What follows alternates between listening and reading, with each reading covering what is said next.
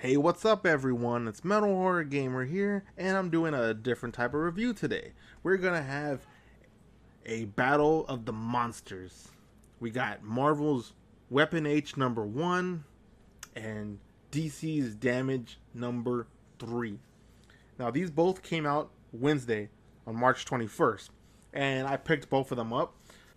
I want to give you my take on both of these books, and because I have seen reviews from other people I do like about both these books, and they kind of mention things about this one and this one that I'm 50-50 on, kind of don't agree with, and I want to give my take on it. So first off, let's just look at Marvel's Weapon H. This is the book, and it's, I'll show you the price right now. Let me focus. There you go. $4.99. $4.99 for this book. Now, it's not a big size book. It's an average size book. But for $4.99, that's pretty crazy. That's pretty expensive for a book like this. But oh well. Okay, but the story basically is, it shows they're in Butte, Montana, 5 a.m. Right? And the thing is, there's a bunch of workers here. Most of them, it says translated from Spanish, so I'm guessing a lot of them are Hispanic or Mexican, whatever. They're just waiting to be picked up to go do a day's work and then be dropped back off.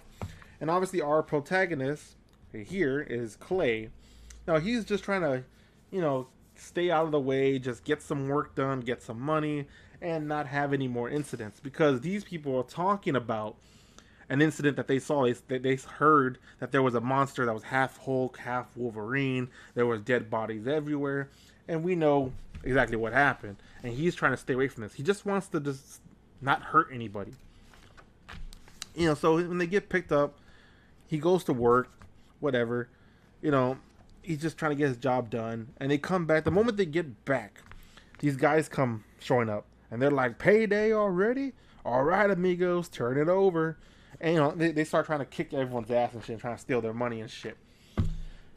I saw a reviewer talk about how he obviously hated this because it seemed like, here we go, racist white people attacking on the helpless immigrants. And maybe that's what the book was trying to say. I don't know. But see, when I read stuff or watch movies or play games, I don't ever really look at the color of a person's skin. I don't even really care. I notice the characters. I notice the incidents. I notice everything going around. I don't even think about color. Now, maybe these people who were reading it were thinking about color, and maybe they're thinking about their political side, which is why they got offended by it, maybe. I don't know. I'm not offended by this. Well, I am Hispanic, but I'm not offended by this. But it's like, I didn't even really realize that they were Mexican or Spanish, even though it does say translated from Spanish, and I did see that, but I didn't even really think about it, and I didn't even think about them being like just racist white people. I just saw the incident and thought that would be horrible, to go work a whole day and then come back and then have some assholes come to try to steal your money. I thought it was just a terrible incident, and that's all I really saw it as. Now, maybe there is supposed to be a deeper meaning to it, but I didn't see it that way. And obviously, this guy tries to pull a gun on Clay. He tries to shoot him in the head. And it doesn't work because he becomes the Hulkverine and just fucks them all up and kills them and blows up a car. And and then you got a little backstory here talking about who Weapon H is. He used to be a soldier. He joined the Weapon X program, and they made him into the Hulkverine. And now you got, again, that's his name. So it even says Hulkverine. He's a guy who they mixed the powers of Hulk and Wolverine, which to me seems a little bit overpowered as a character, because Hulk is strong by himself. Wolverine is strong by himself. When you combine both of them, who the fuck's gonna beat this character? I mean, you would think it's got to be a villain, because with how that kind of power, but I don't know. And obviously, and look at this. Look at this. This is kind of bullshit part here. As I showed you earlier, it says they are in Butte, Montana, right? Butte, Montana. What does it say? What does it say here? 13 hours later, Alaska. 13 hours later? How the fuck did he get to Alaska in 13 hours from Butte, Montana? I even looked it up, and if I remember correctly, it takes about 42 hours driving from Butte to get to Alaska. So for him to get there in 13 hours, that's amazing. I mean, like, maybe he was in the Hulk form and he just like bounced his way all the way over there, those long ass jumps. Maybe, but we don't know. It didn't show it, so we just think we're just supposed to be like, okay, 13 hours later, he made it there, and now he's just cutting his fingerprints. I'm like, okay, I mean, all right, and of course that doesn't work because he has Wolverine's power, so they grow back. You know, the family shows up. He sees them. He kind of has a vision, like what would happen if he became, what would happen if he became Hulkverine. So he takes off. Look at this. You see him. He's in a tank top, right? You know, tank top and jeans. Doesn't have much. He takes off, and boom! Now, 7 days later, he's all full gear, jacket and shit, and backpack. It's like, where'd he get all that from? 7 days from just walking in the forest. But you know, whatever. You know, a researcher team shows up here. You know, and then they realize they forgot their rations. They're like, oh fuck, we can't get them to come back, drop off our rations. Clay hears it. He finds a deer, kills his ass, and then he drops it off for him.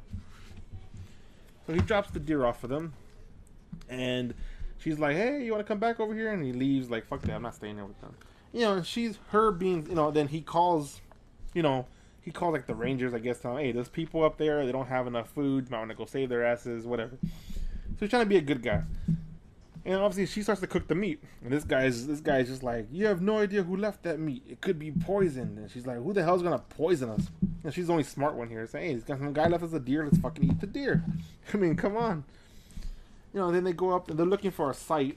And apparently they find this, I guess it's like a cabin or something. And there's like skulls there. And then they were saying that the people there start to eat each other. And this guy's like, hey, let's celebrate. And this guy's like, hey, fucking beef jerky. So he starts eating it and shit. And he's all like, it's a special kind of jerky. And he goes, it's human flesh. And he's like, what? This is the part I don't get. He eats the jerky. He's all, he's disgusted and shit. He's like, oh, I can't believe I ate some human jerky. And then all of a sudden he becomes the Wendigo. And I'm like, okay, was he the monster already? Or did the human jerky make him the monster? I have no clue. I don't know where that comes from or why he became that. But he did, whatever. And he slashes that guy's face, and then you find out, you know, hey, he's like a fucking Terminator. And it's like, okay, this guy's like half robot. Alright, this book took a weird turn. And like you see, you know, Clay's just like, it's not my business. And then he becomes, you know, the Hulkverine. He starts fighting him. You know, you see that there. And, you know, he's still like the Terminator dies. You know, they're still fighting, I guess. And it's more screaming than fighting. And you think, all right, the next page is going to be action-packed. Action-packed? No, we got Doctor Strange. And apparently he's looking for the Wendigo, but now he sees, oh shit, something's even worse. So, yeah. And then the rest of the book is just about, you know, the wife. How she's dealing with Clay being gone and shit. And she's missing him. And she's trying to find out what happened to him and shit. That's pretty much the rest of the book. So, for $5... you can get a book about this character, Weapon H, and there's about 4 pages of action in there. And it's not even really fighting. Maybe like 3 panels within those 4 pages are actually fighting, and the rest is just like screaming and growling and stuff like that. So is that worth it? I mean, is it better than this one? Well, let's find out. Let's see what DC's Damage number 3 does. Now, if you haven't been reading the last 2, the last issue left off with Wonder Woman about to take down Damage, because Damage just took out the Suicide Squad like nothing. He fucked them up. Wonder Woman came out and said, yeah, I'm gonna stop this guy before he destroys the city. This is just a flashback talking about, again, how the mission was a success, having Ethan become like Damage. If you don't know what Damage is, Damage, like he's like a Hulk type character, but he can only use the power for like an hour. Once that hour is up, he reverts back to his normal self. So yeah, it doesn't last forever. In the second page, you already see, you know, time's almost up, and Wonder Woman and him have just been fighting forever, and they just keep fighting. And he's like, and Ethan can talk inside when he's Damage, Ethan can talk to him, and when he's Ethan, Damage can talk to him. Ethan's kind of tell him, the hour is almost up, hurry up, and you know, Wonder Woman's just fighting him, and again, like you see, he's bitch smacks Wonder Woman, and she flies through the trees. You know, she gets up and she's like, you know, fuck this guy. And I like this line here. Whatever you are, you defeated an entire Suicide Squad in 3 minutes. Impressive. And she tells him, I would have taken less than one. And she like smacks him with a tree and he goes flying and shit. And it's like, damn, this artwork is nice. I love the action so far. I love the banter between both of them. And again, so he lands. She jumps over there and he grabs her. And Ethan's trying to tell him, don't do this. Don't kill Wonder Woman. And she's just like, squeeze harder if you wish to crush this throat. And he's like, fuck, man. That's how badass Wonder Woman is. And again, she smacks the shit out of him. And she's like, I'm a champion of Amazons. And you can see his time's running out. So he doesn't have much time as damage left. She's still fighting him. She's trying to make him yield. She's trying to give him a chance. It's time to stop. And he's just like, fuck you. Boom. Knocks her ass out. And it's just like, man, they keep going at it. Now he's jumping at her, and she's like, fuck you. And she grabs him with her lasso. And pretty much what it does, it makes Ethan see everything that he's done as damage. All the actual damage he's done, all the missions. And he's like mortified by all of it. He can't believe everything that he's done. And it's like, oh shit, get away. And then, and then she realizes, he's not a creature, he's a man. And he's like, I am. And Ethan's just like, damn it, don't do it. And he just like spears Wonder Woman. It's like, fuck. It's like, god damn. And again, but after that, the time's up. And somehow Ethan got away. You would think he would be passed out after the time's up, like he was the last couple issues. But this one, time's up, he disappeared. And here, they're just talking about, damage. Ethan escaped again, whatever. They're trying to find a way to control damage or how to kill him, and show him about this group or whatever. I don't care about that. And then obviously Wonder Woman contacts the Justice League. Obviously you see talking to Superman and Batman talking about how they gotta find what he is and what's doing all this and maybe how to stop him. And that's pretty much the book. And you get like so for $2.99 you can get a book where more than half the book is Damage and Wonder Woman just fighting, which is pretty awesome. Or you could spend $4.99, $5, and get a book about Weapon H and get 4 pages of growling, 3 panels of punching. So yeah, I think for me the battle of the monsters here easily goes to Damage. DC's Damage, and he does. Their Hulk character for DC is much better than their Marvel's new Hulk Wolverine character. I mean, this is not a bad book. I've seen other people say this book is garbage. Blah blah blah. To me, it's not a bad book. It has its okay parts. The writing is so 50-50. Some parts are confusing, and the action is very small.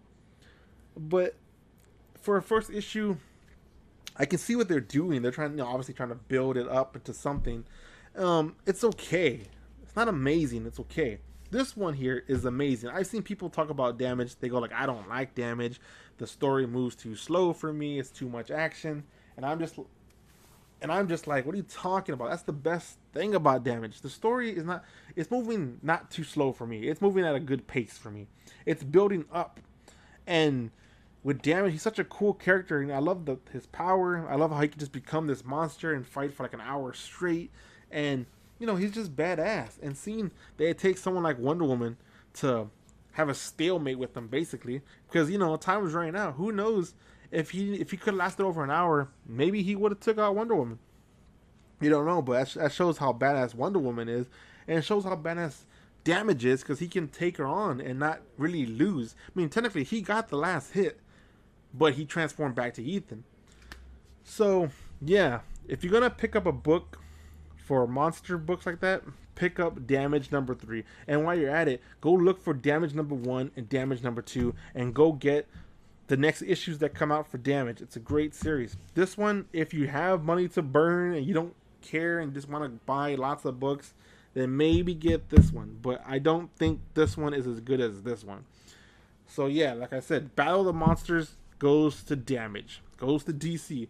DC did a great job with Damage. I'm loving the series. I'm loving the book. I love this book. Let's get more like it. I hope all of you out there enjoyed. Tell me what you think about doing this kind of video, this kind of format for this kind of video, doing a review like this. If you enjoyed the video, you can give it a like. If you want to see more content based around comics or horror movies or video games, then just subscribe, and I got more content coming out as soon as possible. And yeah, that's going to be it for now. I'll see you guys in my next video. Be safe out there. Laters.